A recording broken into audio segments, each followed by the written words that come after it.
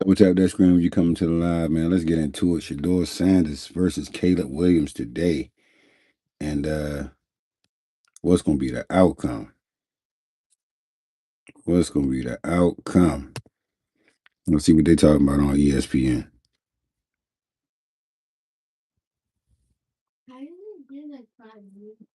Talking about double tap that screen when you come into the live, man. Y'all know what this is. Our wedding's in a couple of weeks.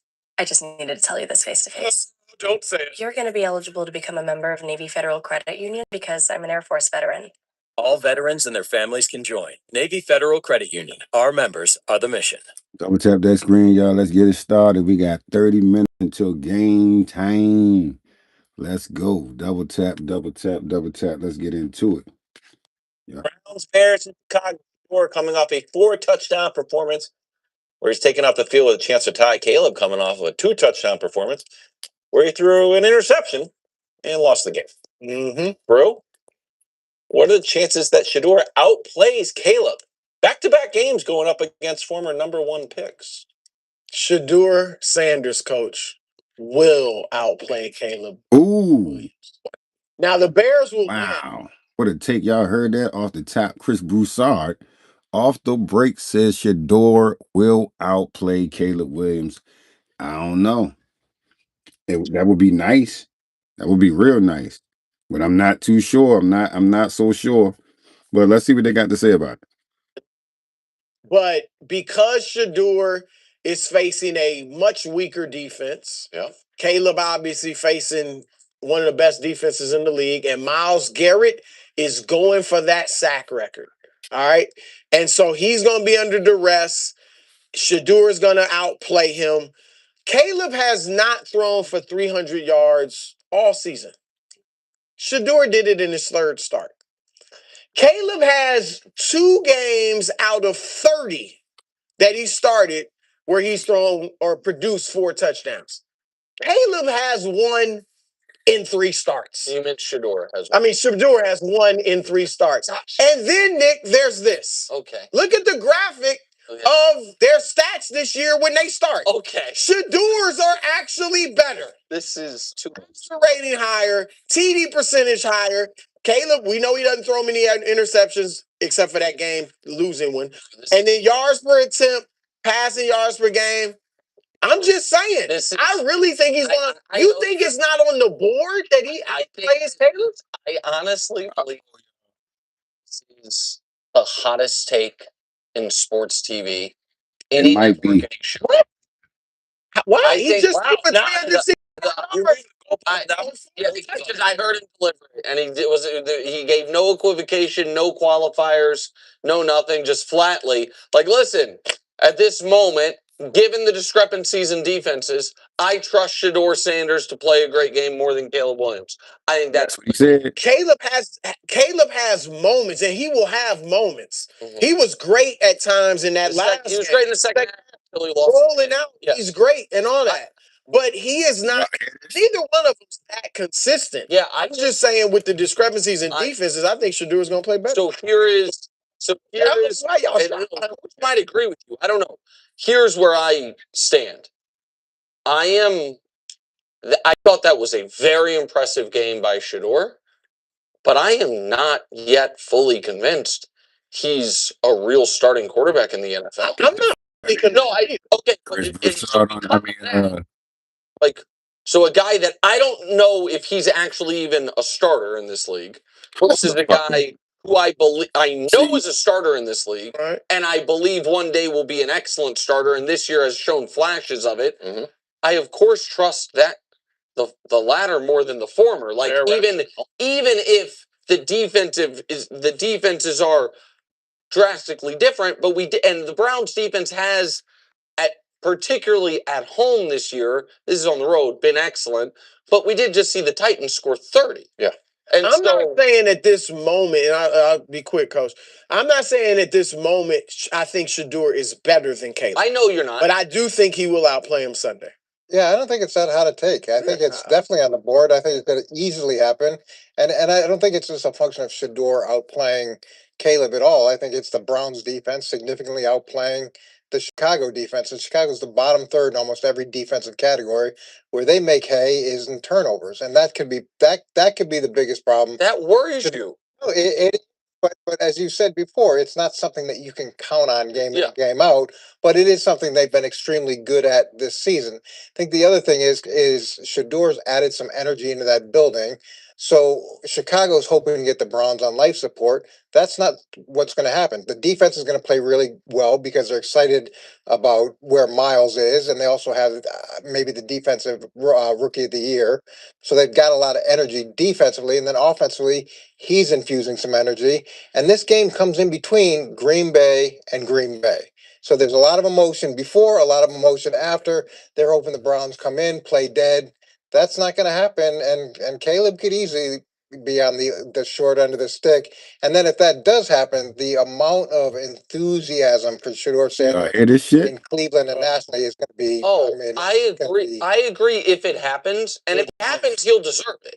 If in back-to-back weeks he plays really well and outplays the last two number one picks, he'll deserve it. Well, it's not I like, just it's not like Caleb's lighting it up. Well, that's No, my thing. I'm surprised because Caleb is so inconsistent. I'm surprised you just think it's a given. because I just think it's way more likely that Shedeur goes 10 of 27 for a $110 with 2 picks than it is he duplicates what he did yesterday. Yeah, but it'll probably hit like a wide receiver screen that'll go for 60 like most games. I mean, maybe I just the Bears, for whatever defensive issues they have, and whatever quarterback issues they have, they've been a good team all year. Like they got to they were the 1 seed 3 days ago, and they lost to a really good Packer team. I would be stunned if against a good team, Shedeur plays a really good game. Like, it's one thing against the Titans, which, by the way, and again, I'm taking nothing away from Shedeur. They were down 14 to the Titans with 2 minutes left, and he did a lot of his best work, in the comeback late, and that's really positive. But it also made the stats as eye-popping as they were. I don't see this happening. I'm taken aback. Most yards per pass since Shedeur's first start. Drake May, Dak, Matthew Stafford, everybody's All-American. The Prince. Tell him. Wow, Shedeur. list. No, listen, and that is why playing him over Gabriel was to me such a no-brainer. Once you saw that Gabriel refused to throw the ball down the field, he gave you a chance for explosive offense. The board, the upside's there. You think that Gabriel refused to throw the ball down the field, or do you think the coach knew that Gabriel was a fucking interception machine that's going to throw plenty of fucking picks? Gabriel is trash, and the coach knew he was trash. So instead of making himself look crazy by sending Gabriel out there to throw a whole bunch of fucking interceptions, he coddled him. He held him like a fucking baby and made sure that he didn't throw picks. Come on, man. Wake the fuck up. It's everybody Yeah, almost. I got to tell you, I'm shocked you think it's such Dan Gates right now about to storm the set. For a second, that grows more literal. When you finally agree on a holiday movie. When friends turn up unannounced. When your holiday baking is just too good. M&M's, it's more fun together. By the day, it's a must-win. Bills at Patriots, rematch of Week 5, where Buffalo's penalties and turnovers doomed them and turned out to be win 2, what is now a 10-game win streak for the team of the century. Brew, you're the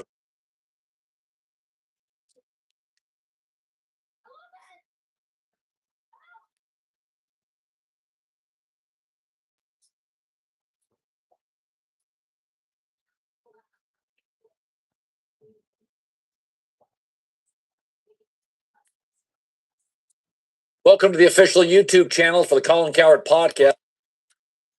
Oh, I really want to hear this. This hating motherfucker right here.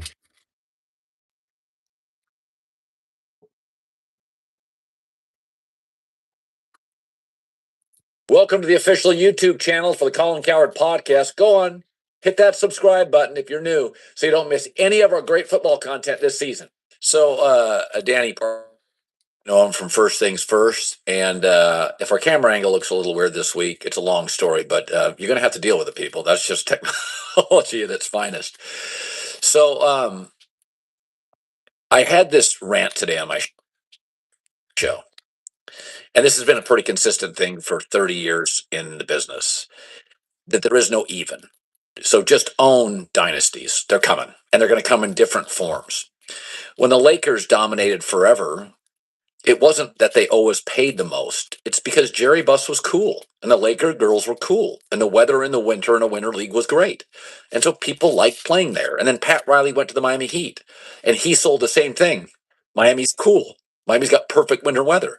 So they won on weather, cool, not the most money. Duke basketball won on resume and Mike Krzyzewski. NIL, by the way, now Indiana football's got better financing than most of the country. Is it unfair? There is no even. So Oklahoma City is not only 24-1, but analytically the best defense team. They are, I mean, they're blowing people out for 2 years. Now, the playoffs are different, right? But they're going to have 3 first-round picks this year and could win the lottery, could have the number 1 pick. And if you look at their egoless roster, they're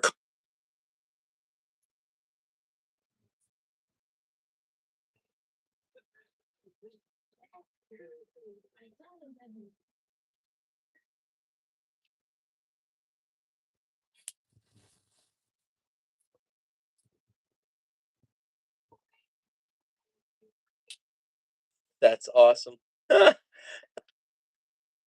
That's awesome. Spam those 12s if you're fired up for number 12, baby. Let's go. 16 minutes to kick off. Fade Lou. Fade Lou.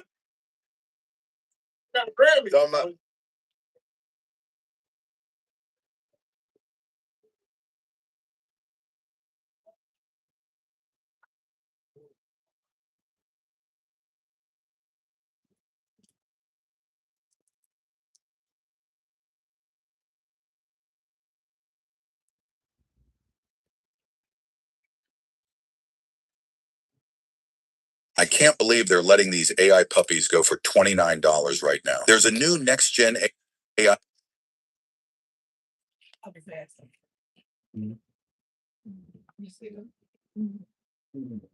got a Grammy. He said he got a Grammy. At the end. Shirt and all, my boy. Put your shirt on. Put your shirt on. But it's clear. It's that little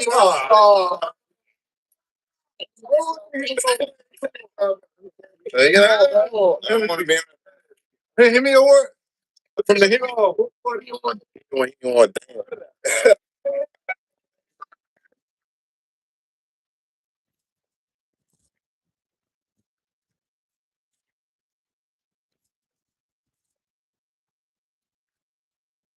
What's going on there, guys? We back with another one, and this is going to be a short video, but I just wanted to touch on a few things.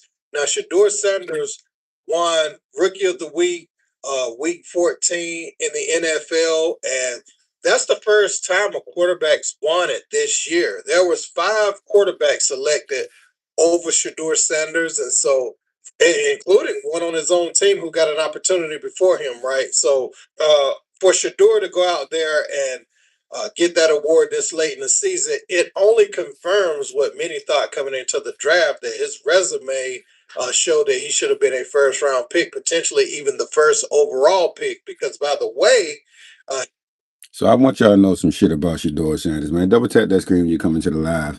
See, the thing about this is, the goalpost being moved is ridiculous. You know what I'm saying? Like, we kind of figured out that they're going to continuously move the goalpost.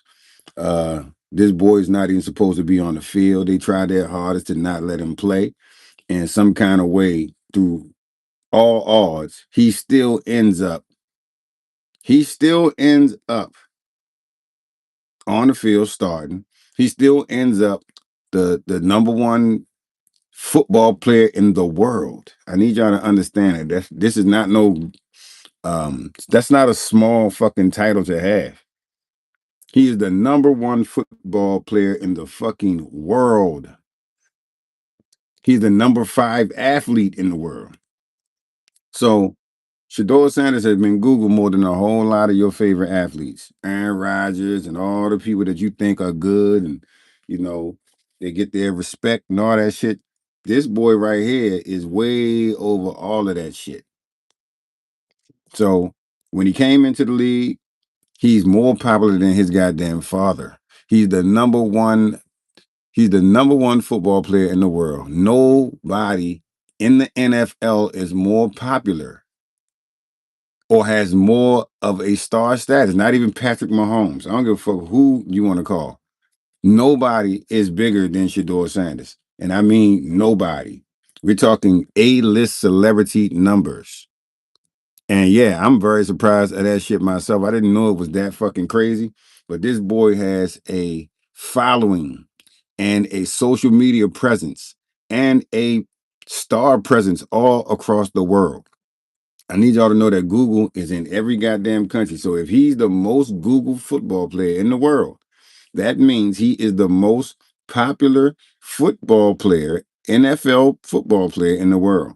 And he's behind like Cristiano Ronaldo, Messi, the girl Coco in tennis, Michael